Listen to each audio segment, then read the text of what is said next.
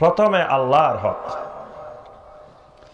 আল্লাহ রাব্বুল আলামিন সমস্ত মাখলুকাতের মধ্যে, সমস্ত সৃষ্টি জগতের মধ্যে বানি আদমকে আল্লাহ রাব্বুল আলামিন সবচেয়ে সুন্দর করে বানিয়েছেন। সুবহানাল্লাহ।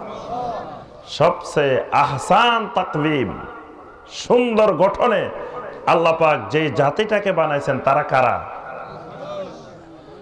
লাকাদ খালাকনাল ইনসানা ফি আহসানি তাকবীম।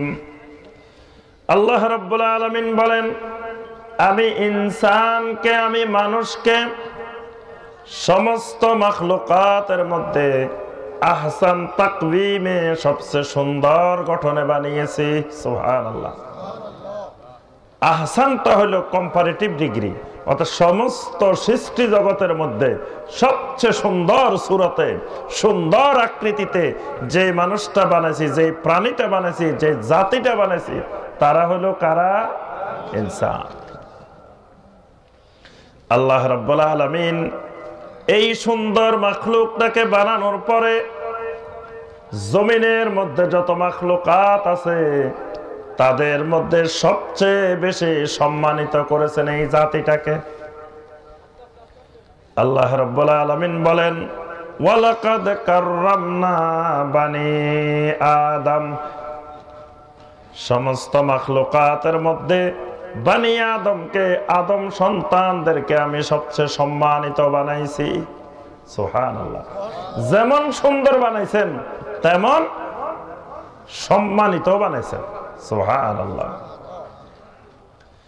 এই সুন্দর জাতিটাকে, এই সম্মানিত জাতিটাকে আল্লাহ রাব্বুল আলামিন আবার সুন্দর সুন্দর কথা বলার মতো যোগ্যতাও দিয়েছেন। আল্লাহ রাব্বুল আলামিন বলেন, আর রহমানু আল্লামাল কোরআন খলাকাল ইনসানা আল্লামাহুল বায়ান। রহমান হলেন তিনি যিনি আল্লামাল কোরআন, যিনি দুনিয়ার মানুষকে কোরআন শিখিয়েছেন, কোরআনের জ্ঞান দিয়েছেন। খলাকাল ইনসান, যিনি দুনিয়াতে ইনসান বানাইছেন, মানুষ বানাইছেন। আল্লামাহুল বায়ান, এই মানুষকে তিনি আবার কথা বলার, বয়ান করার শক্তিও দিছেন। সুবহানাল্লাহ। কেমনে কথা বলতে হয়, একজন আরেকজনকে কিভাবে বুঝাইতে হয়, কিভাবে সম্বোধন করতে হয়, কিভাবে লেনদেন করতে হয়, এই বয়ানগুলো তিনি শিখাই দিছেন। সুবহানাল্লাহ। আচ্ছা, এসব কেন করছেন? কেন এত সম্মানিত করলেন? কেন এত সুন্দর করে বানাইলেন? কেন এত সুন্দর কথা বলার শক্তি দিলেন? কারণ কি বলেন তো দেখি? এই সুন্দর মাখলুকটা, এই সম্মানিত মাখলুকটা, এই সুন্দর কথা বলনেওয়ালা মাখলুকটা বানানোর পিছনে রব্বুল আলামিনের উদ্দেশ্য হলো ওয়ামা খালাকতুল জিন্না ওয়াল ইনসা ইল্লা লিয়াবুদুন। এই মাখলুকটাকে বানানোর পিছনে রব্বুল আলামিনের মূল উদ্দেশ্য হলো এই মাখলুকটা শুধুমাত্র একমাত্র রব্বুল আলামিনের গোলামি করবে। সুবহানাল্লাহ। আল্লাহর গোলামি করার জন্য আল্লাহ সুবহানাহু ওয়া তাআলা এই মাখলুকটাকে বানিয়েছেন।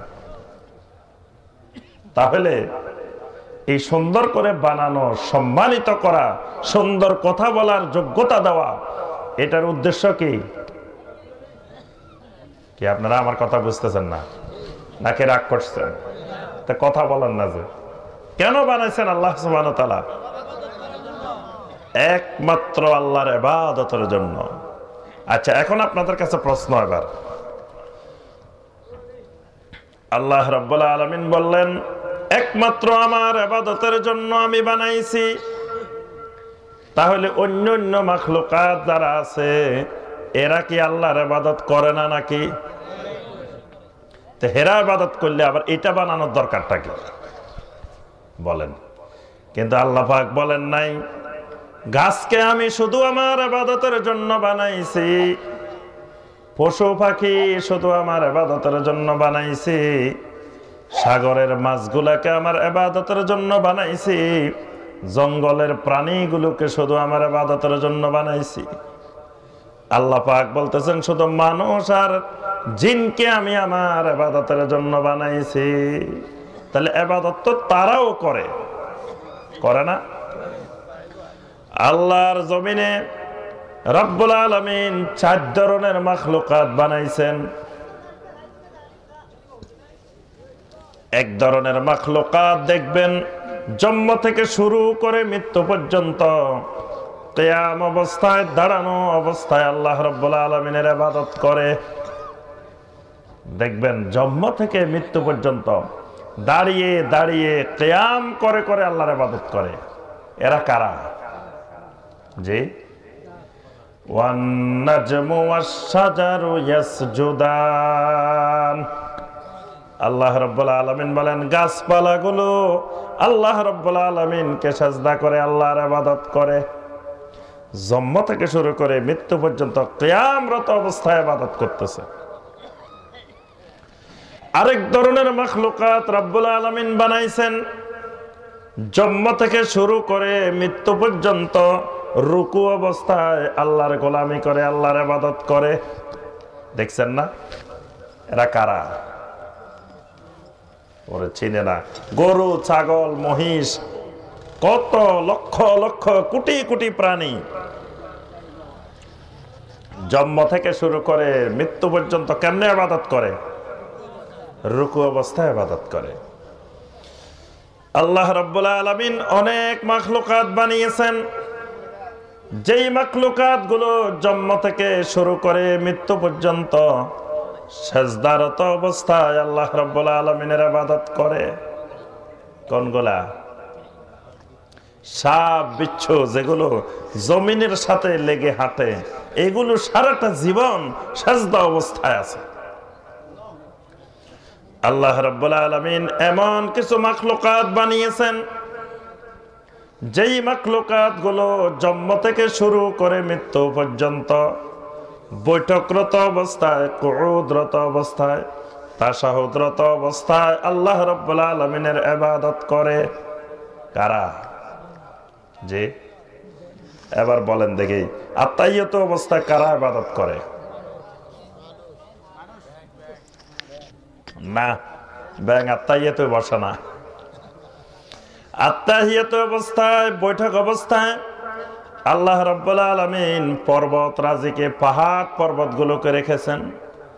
পাহাড়গুলোকে রাব্বুল আলামিন লক্ষ লক্ষ বিশাল বিশাল পর্বতমালাকে রাব্বুল আলামিন আত্তাহিয়াতুর সূরতে বসাই রেখেছেন। রাব্বুল আলামিন পাথরগুলোকে আত্তাহিয়াতুর সূরতে বসাইছেন। তাহলে আমরা দেখি জমিনে যত মাখলুকাত আছে এই 4 প্রকারের যে কোনো একটি প্রকারের ইবাদত করে। হয় কোনো প্রাণী দেখবেন জন্ম থেকে শুরু করে মৃত্যু পর্যন্ত দাঁড়ায় দাঁড়ায় কিয়াম অবস্থায় ইবাদত করে। কিছু দেখবেন জন্ম থেকে শুরু করে মৃত্যু পর্যন্ত রুকু অবস্থায় ইবাদত করে। কিছু দেখবেন জন্ম থেকে মৃত্যু পর্যন্ত সিজদারত অবস্থায় ইবাদত করে। কিছু দেখবেন জন্ম থেকে শুরু করে মৃত্যু পর্যন্ত আত্তাহিয়াতুর সূরতে বসে বসে ইবাদত করে। কিন্তু একসাথে 2 রকমের ইবাদত কোনো মাখলুক করতে পারে না। যারা দাঁড়ায় দাঁড়ায় তারা শুধু দাঁড়ায় দাঁড়ায়, জীবনে কোনোদিন রুকু করতে পারে না, সিজদা করতে পারে না, বৈঠক করতে পারে না। যারা বৈঠক করে আছে তারা কোনোদিন দাঁড়াইতে পারে না, রুকু করতে পারে না, সিজদা করতে পারে না। যারা রুকু অবস্থায় আছে তারা সোজা হয়ে দাঁড়াইতে পারে না, তারা সিজদা করতে পারে না, তারা বৈঠক করতে পারে না। এই জন্য আল্লাহ রাব্বুল আলামিন এমন একটা মাখলুকাত বানাইলেন যেই মাখলুকাতের শরীরের জোড়াটাকে, শরীরের সংযোগটাকে আল্লাহ পাক এমন ভাবে বানাইলেন যে মাখলুকটা দাঁড়াই দাঁড়াইও ইবাদত করতে পারে, রুকুতে যাইও ইবাদত করতে পারে, সাজদায় গিয়েও ইবাদত করতে পারে, আত্তাহিয়াতুর সূরাতে বসে বসে ইবাদত করতে পারে। সুবহানাল্লাহ। এই প্রাণীটার নাম কি? ইনসান। ইনসান এটা দেখবেন দাঁড়ায় দাঁড়াইও ইবাদত করতে পারে, রুকুতেও যাইতে পারে, সাজদায়ও যাইতে পারে, আবার আত্তাহিয়াতুস সূরাতেও পারে। কেমনে পারে? যদি এই মানুষের শরীরের গঠনটা রব্বুল আলামিন এই সংযোগগুলোকে যদি শক্ত করে নাট লাগাই দিতেন, স্প্রিং লাগাই দিতেন, অন্য কোন সংযোগ দিতেন, মানুষ এত সহজে রুকু করতে পারতো না, এত সহজে সেজদা করতে পারতো না, এত সহজে বসে বসে আত্তাহিয়াত পড়তে পারতো না। খেয়াল করে দেখবেন শরীরের যতগুলো জোড়া আছে, কতটা জোড়া আছে? জি, কেউ কয় 360, কেউ কয় 365। জি, 360। শরীরের মাথা থেকে শুরু করে পা পর্যন্ত যতগুলো জোড়া আছে, এই প্রত্যেকটা জোড়া কিন্তু 2 রাকাত নামাজ পড়তে গেলে প্রত্যেকটা জোড়া প্রথম থেকে শুরু করে শেষ পর্যন্ত কাজে লাগে। একটা জোড়া যদি কাজ না করে আপনি সুন্দরভাবে 2 রাকাত নামাজ পড়তে পারবেন না। তাহলে আল্লাহ রাব্বুল আলামিন মানুষের শরীরটাকে আল্লাহ পাকের ইবাদতের উপযোগী করে বানাইছেন। সুবহানাল্লাহ। এটার মাথা থেকে শুরু করে পা পর্যন্ত পুরা শরীরটাকে আল্লাহ পাক ইবাদতের উপযোগী বানাইছেন। এবং যতগুলা জোড়া আছে, রুকুতে গেলে দেখবেন কতগুলা জোড়া নড়াচড়া করে। যদি এই জায়গার জোড়াটা যদি শক্ত হয়ে যেত, আপনি আমি চেষ্টা করলেও রুকুতে যেতে পারতাম না। এখানকার জোড়াগুলো, পায়ের জোড়াগুলো, হাতের জোড়াগুলো, কোমরের জোড়াগুলো, এগুলো যদি একটু সমস্যা করত, আমি আপনি ইচ্ছা করলেও আল্লাহকে সাজদা করতে পারতাম না। যদি পায়ের জোড়াগুলো সমস্যা করে, আপনি সুন্দরভাবে আত্তাহিয়াতুর সূরাতে বসতে পারবেন না। তাহলে বোঝা যায় আল্লাহ রাব্বুল আলামিন মানুষের মাথা থেকে শুরু করে পা পর্যন্ত পুরাটা শরীরকে একমাত্র আল্লাহর ইবাদতের উপযোগী করে বানাইছেন। এই জন্যই আল্লাহ পাক বলছেন, ওয়ামা খালাকতুল জিন্না ওয়াল ইনসা ইল্লা লিয়াবুদুন। এখানে আল্লাহ পাক ওয়ামা খালাকতু সাজারা বলেন নাই, ওয়ামা খালাকতুল